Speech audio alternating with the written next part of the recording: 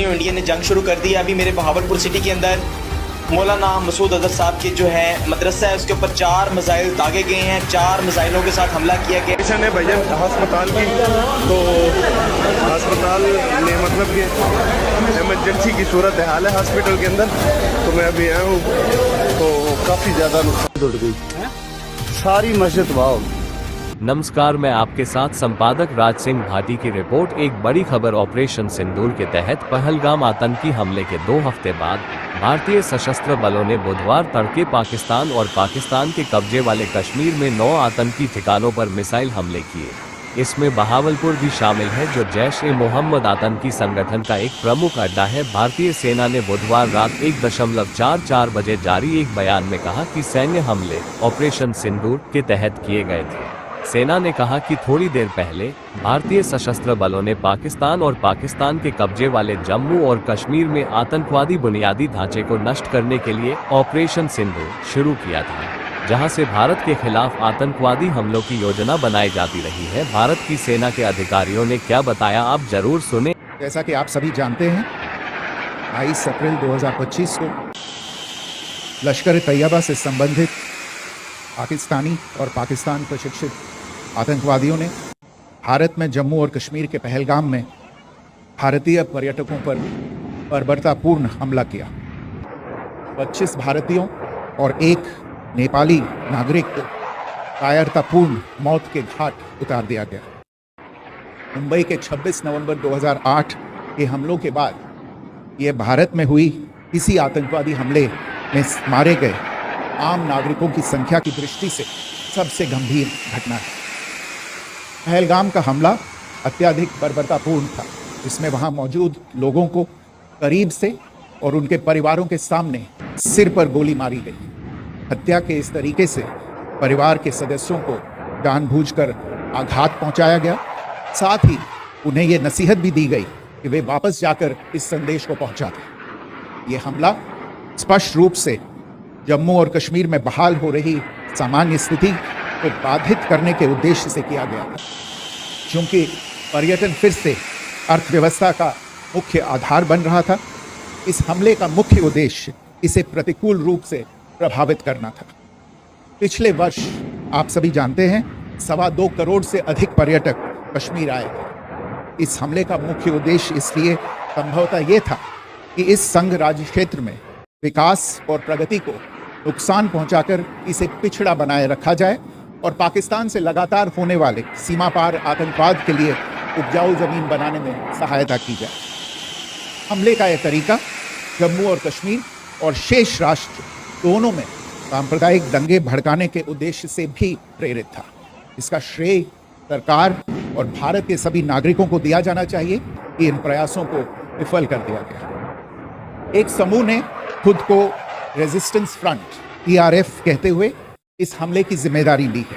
यह समूह संयुक्त राष्ट्र द्वारा प्रतिबंधित पाकिस्तानी आतंकवादी समूह लश्कर तैयबा से जुड़ा हुआ है। ये उल्लेखनीय है कि भारत ने मई और नवंबर 2024 में संयुक्त राष्ट्र की 1267 कमेटी की सैंक्शंस मॉनिटरिंग टीम को अर्धवार्षिक रिपोर्ट प्रस्तुत की थी, जिसमें TRF के बारे में साफ इनपुट दिए गए थे। इससे पाकिस्तान स्थित आतंकवादी समूहों के लिए कवर के रूप में TRF की भूमिका सामने आई थी। इससे पहले भी दिसंबर 2023 में भारत ने इस टीम को लश्कर तैयबा और जैश-ए-मोहम्मद के बारे में सूचित किया था, जो TRF जैसे छोटे आतंकवादी समूहों के माध्यम से अपनी गतिविधियों को संचालित कर रहे हैं। इस संबंध में 25 अप्रैल को UN सिक्योरिटी काउंसिल प्रेस वक्तव्य में TRF के संदर्भ को हटाने के लिए पाकिस्तान के दबाव पर भी ध्यान दिया जाना चाहिए। पहलगाम आतंकवादी हमले की जांच से पाकिस्तान के साथ आतंकवादियों के संपर्क उजागर हुए हैं। रेजिस्टेंस फ्रंट द्वारा किए गए दावे और लश्कर तैयबा से ज्ञात सोशल मीडिया हैंडल द्वारा इसको रीपोस्ट किया जाना इसकी पुष्टि करता है। चश्मदीद गवाहों और विभिन्न जांच एजेंसियों को उपलब्ध अन्य सूचनाओं के आधार पर हमलावरों की पहचान भी हुई है। हमारी इंटेलिजेंस ने इस टीम के योजनाकारों और उनके समर्थकों की जानकारी जुटाई है। इस हमले की रूपरेखा भारत में सीमा पार आतंकवाद को अंजाम देने के पाकिस्तान के लंबे ट्रैक रिकॉर्ड से भी जुड़ी हुई है, जिसके लिखित और स्पष्ट दस्तावेज उपलब्ध हैं।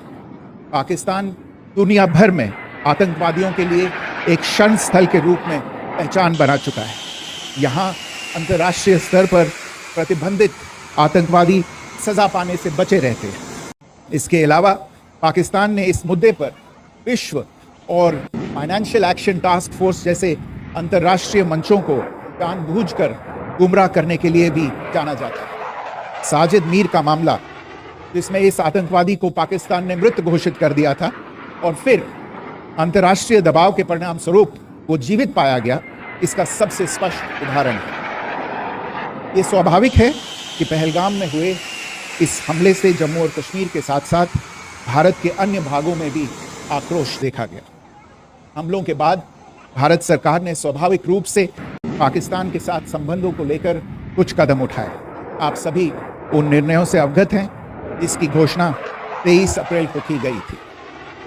तथापि ये आवश्यक समझा गया कि 22 अप्रैल के हमले के अपराधियों और उनके योजनाकारों को न्याय के कटघरे में लाया जाए।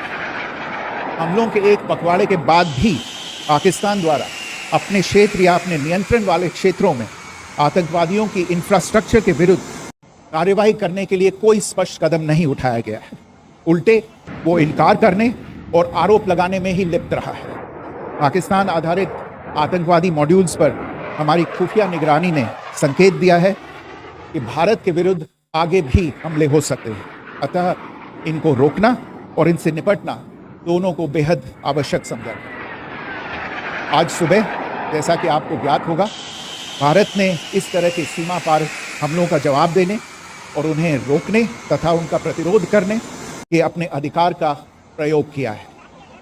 ये कार्यवाही नपीतुली, नॉन एस्केलेटरी, आनुपातिक और जिम्मेदारीपूर्ण है। ये आतंकवाद की इंफ्रास्ट्रक्चर को समाप्त करने और भारत में भेजे जाने वाले संभावित आतंकवादियों को अक्षम बनाने पर केंद्रित है। आपको यह भी स्मरण होगा कि 25 अप्रैल 2025 को संयुक्त राष्ट्र सुरक्षा परिषद ने पहलगाम आतंकवादी हमले पर एक प्रेस वक्तव्य जारी किया था, जिसमें आतंकवाद के इस निंदनीय कार्य के अपराधियों, आयोजकों, फाइनेंसरों और प्रायोजकों को जवाबदेह ठहराने और उन्हें न्याय के दायरे में लाने की आवश्यकता पर जोर दिया गया। भारत की आज की इस कार्यवाही को इसी संदर्भ में देखा जाना चाहिए। Me for this briefing on our actions earlier this morning are Colonel Sophia Qureshi and Wing Commander Vyomika Singh. I will request them to share some details regarding Operation Sindoor with all of us. देवियों और सचिव, मैं colonel Sophia Qureshi और मेरे साथ wing commander Vyomika Singh आज आपको 6 से 7 मई 2025 की रात 1:05 से 1:30 बजे के बीच भारतीय सशस्त्र बलों द्वारा अंजाम दिए गए ऑपरेशन सिंदूर के बारे में जानकारी देंगे। ऑपरेशन सिंदूर 22 अप्रैल को पहलगाम में हुए विभत्स आतंकवादी हमले के शिकार मासूम नागरिकों व उनके परिवारों को न्याय देने के लिए लॉन्च किया गया था। इस कार्रवाई में 9 टेररिस्ट कैंप्स को टारगेट किया गया और पूरी तरह से इसे बर्बाद किया गया। पाकिस्तान में पिछले 3 दशकों से टेरर इंफ्रास्ट्रक्चर का निर्माण हो रहा है। इसमें recruitment, indoctrination centres, training areas और लॉन्च पैड शामिल थे, जो पाकिस्तान और पाक अधिकृत जम्मू कश्मीर POJK दोनों में फैले हैं। POJK के टारगेट मैं आपको बताना चाहूँगी। सबसे पहले सवाई नाला कैंप मुजफ्फराबाद, जो कि POJK के लाइन ऑफ कंट्रोल से 30 किलोमीटर दूर है।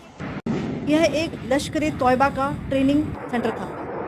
20 अक्टूबर 2024 सोनमर्ग, 24 अक्टूबर 2024 गुलमर्ग, 22 अप्रैल 2025 पहलगाम, इन हमलों के आतंकियों ने यहीं से प्रशिक्षण लिया था। सैयदना बिलाल कैंप मुजफ्फराबाद, यह एक जैश-ए-मोहम्मद का स्टेजिंग एरिया है। यह हथियार, विस्फोटक और जंगल सर्वाइवल ट्रेनिंग का केंद्र भी था। फूलपुर कैंप कोटली, यह LOC से 30 किलोमीटर दूर था। लश्कर-ए तोयबा का बेस था जो रजौरी पुंछ में सक्रिय था। 20 अप्रैल 2023 को पुंछ में और 9 जून 2024 को तीर्थ यात्रियों के बस हमले में यहीं से आतंकी को ट्रेन किया गया। बरनाला कैंप भिम्बर ये LOC से 9 किलोमीटर दूर है। यहाँ पर हथियार हैंडलिंग, IED व जंगल सर्वाइवल का प्रशिक्षण केंद्र था। अब्बास कैंप कोटली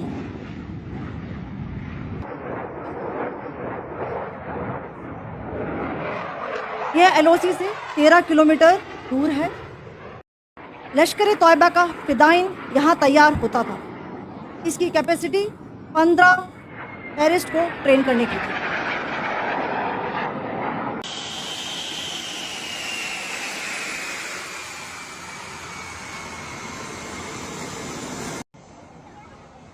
अब मैं पाकिस्तान के अंदर के टारगेट से अवगत कराना चाहूँगी। पहला, सर्जल कैंप सियालकोट। यह अंतर्राष्ट्रीय सीमा से 6 किलोमीटर की दूरी पर है, टांबा कटवा के सामने।